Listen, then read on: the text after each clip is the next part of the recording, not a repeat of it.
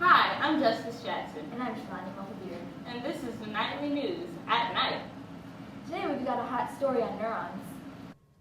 I've just received word that a situation is developing. Here with the story now, Shivani Mohabir. Thank you, Shivani. We're on the scene where we have actual footage of neurons in action from our sources. Here's the story. Here we see sensory neurons carrying messages from tissue and sensory organs to the brain and spinal cord. I have a message for you. Motor neurons, come carry the outgoing information to the muscle and glands.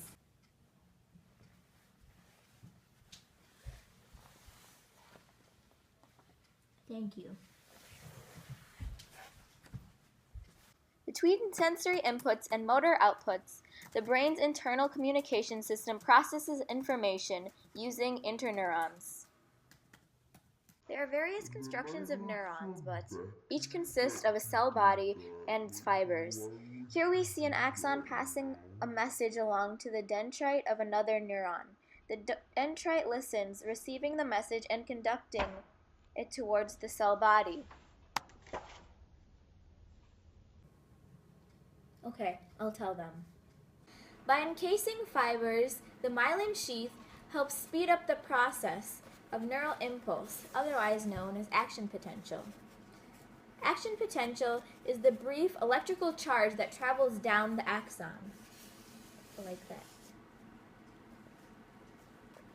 After a chemical event, neurons generate electricity through the exchange of ions.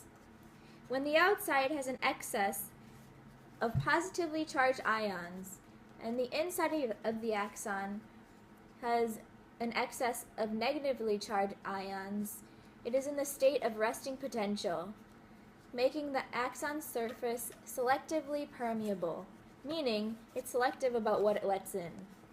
But when the neurons fire, security changes. A part of the axon opens its gates, allowing positively charged ions out, depolarizing this section of the axon. Then, the next channel opens. The process is then repeated with the following channels. And now with more on neurons, Justice Jackson. Justice? A synapse is a small gap at the end of a neuron that allows information to pass from one neuron to the next. Think of yourself as a neuron. By walking to and from class, you pass a brief interruption by walking in and out of the door.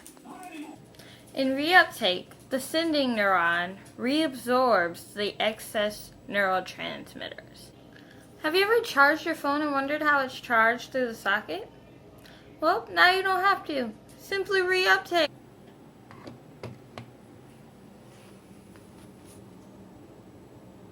Amazing! And for our last story, I'll send it over to Noah. Oh, hey! I didn't see you there. What's that you say? You want to learn about neurotransmitters? Okay. Basically, neurotransmitters are little chemical messengers in your body that allow processes like having your heart beat, thinking hard, and you calm down, excited. So, let's take a closer look here. Basically what happens is an electrical impulse gets sent down the sending neuron's axon to the receiving neuron's synapse or gap. Now, once this electrical impulse reaches the synapse, it allows the sending neuron to open up and have these neurotransmitters come on right down to the receptor sites. Now, once this whole process is completed, something called reuptake occurs, where the excess neurotransmitters or electrically charged atoms get sucked back up into the neuron, the sending neuron. So basically, these two doors represent neurons, and a neurotransmitter represents key. So one neuron sends the key or neurotransmitter across the gap or synapse, opens the channel, and it allows electrically charged atoms or students to come through. Hey, there are many different types of neurotransmitters, but they come in two major groups. There's inhibitory, which calm the brain, like aminobutyric acid. And then there are excitatory, which stimulate the brain, like glutamate.